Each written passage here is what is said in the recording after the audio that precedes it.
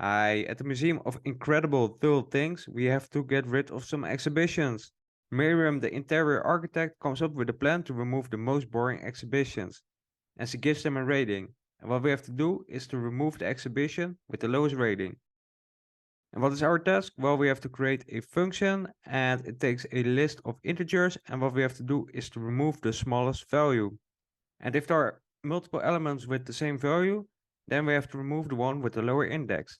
And if you get an empty list, we should just return the empty list. Nothing more than that. How to go about this? Well, here we are. Let's say that we want to get the minimum value of the list. How do we get that? Well, with the minimum function, min, and then we can pass in as an argument the list, numbers. And as you can see, the minimum value is 1. Let's store this to a variable, minimum is equal to.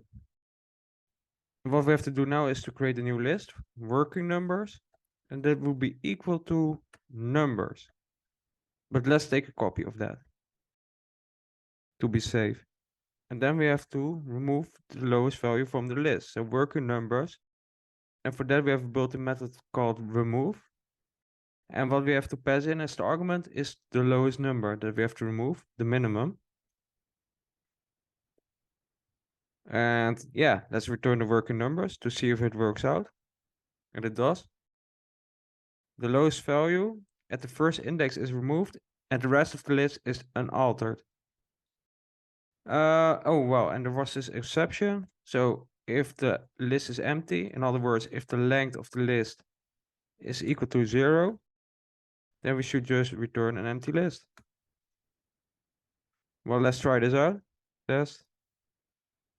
And there we go. Hope this has been useful.